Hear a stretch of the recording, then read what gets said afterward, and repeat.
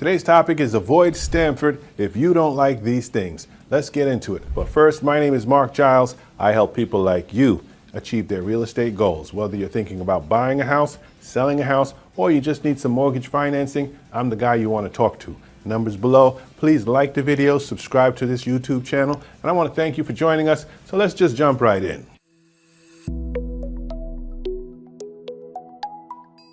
So starting in at number 5, the cost of living in Stamford is quite costly. That's correct, that the cost of living in Stamford is about 55% higher than the national average. What does that mean? Things like transportation, food, entertainment are going to cost you more than it would in most cities in the United States. Okay, so in Norwalk, Connecticut, you'll notice a 10% reduction in expenses, and as you travel out to Bridgeport, you'll notice even a 20% reduction compared to Stamford, Connecticut.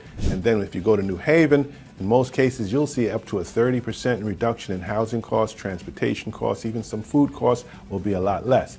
The utilities are a little higher in Stamford, Connecticut as well. So if you're thinking about moving to Stamford, Connecticut, you want to keep in mind the cost of living. One other topic when you're considering the cost of living in Stamford, Connecticut is if you compare it to the cost of living in Westchester, New York, or New York City, you're going to notice that the cost of living is much lower. And you'll find it to be more affordable than you would if you're living in New York City. So if you're coming from New York City and you're thinking about moving to Stamford, you might not feel a significant impact if you're coming from New York City or Westchester County or even Long Island. You might even find Stamford to be a little more affordable. So check out Stamford, Connecticut. Now we're getting into number 4. The traffic congestion in Stamford is a little difficult. It's a little challenging, especially if you're traveling during rush hours. You might want to leave a little earlier because you can get very frustrated if you're coming down I-95 and you start hitting those blocks in traffic. It gets very frustrating.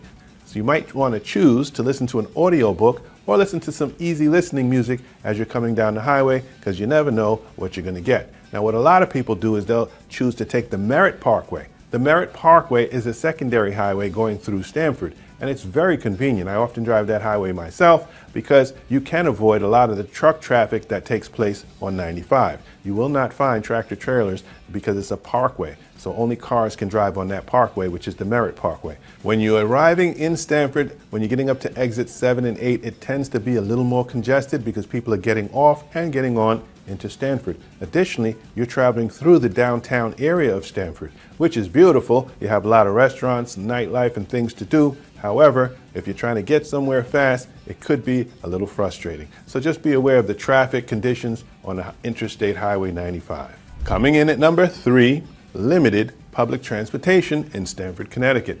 Okay, so if you're coming from New York City and you're taking the Metro North, one of the stops that you can get off is in Stamford, Connecticut. Once you get off at Stamford, Connecticut, there are buses that you can board. While Stamford does have an extensive bus system, there are areas in Stamford that are not well served by the public bus system. So if you're living in certain areas, you might want to do your research before you move there if you intend to take the public transportation, because you will experience some long waits and sometimes the buses may not come on time, and that can be frustrating. So before you choose the house and the location you want to move to, be sure and check out what bus stops there if you intend to take public transportation.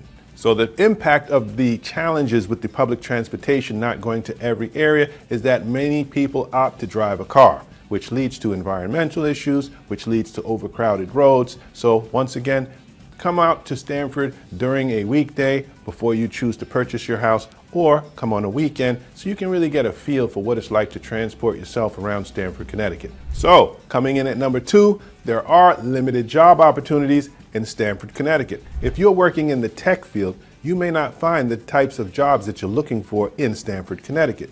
But you know, the good thing is you can commute to New York City because it's only about an hour away on the train. So while there are not a lot of tech jobs in Stamford, there are a lot of corporations, big corporations. In fact, if you go to Stamford's website, the city of Stamford's website, they have a list of all of the corporations that are in Stamford, Connecticut. So from what I found after doing some research, there are plenty of jobs that will offer you a living wage. So if you're interested in moving or relocating to Stamford, Connecticut, whether you're coming from the city of New York or anywhere in the country, you want to do your research and find the right job for you. Okay, so the number one thing that you might not like if you move to Stamford that you need to research before you move to Stamford is the nightlife and entertainment. That's right. If you're into heavy nightlife, partying, and doing things like that, Stamford might not offer you the type of excitement that you might want to have after hours. That's right.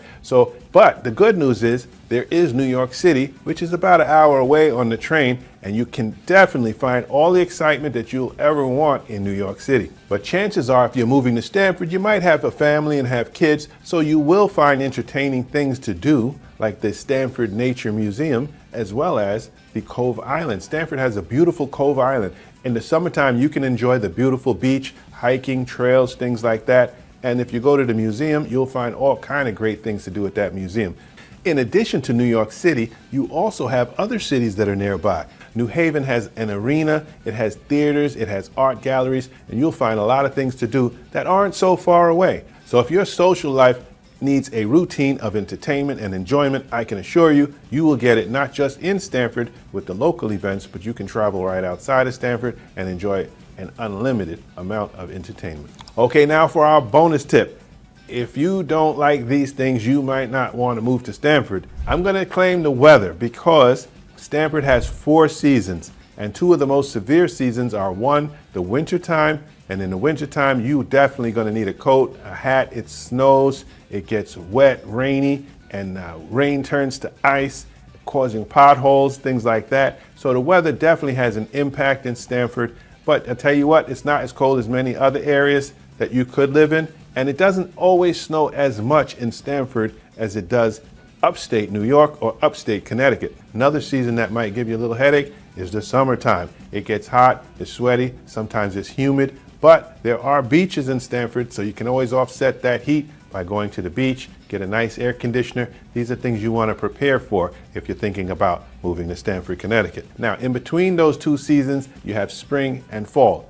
In those seasons, you're going to really, really enjoy it. All you need is a light jacket, and you can go out and do all of the things that you want to do because it's such a beautiful environment. So I'm just going to say Stamford is a great choice to live in. Just do your homework before you buy a house. So if you want to learn more about it, you hit me up, call me below. My number's right there. Text me. I'd love to talk to you if you're thinking about buying a house, selling a house, or you just need to talk about mortgage financing, rates, terms. We've got all of the answers. I've got a team that sells houses nationwide. So no matter where you want to live, whether it's in Stamford, Connecticut, New York, anywhere in the United States, feel free to give me a call, give me a holler, because we've got all the answers for all of your questions. Once again, my name is Marc Giles, a licensed mortgage loan originator and real estate agent in New York and Connecticut and New Jersey. So feel free to hit me up anytime. I'd love to answer any of your questions. Like the video, share the video, comment below because I always want to know what you have to say. And if you want me to do a video on any particular topic,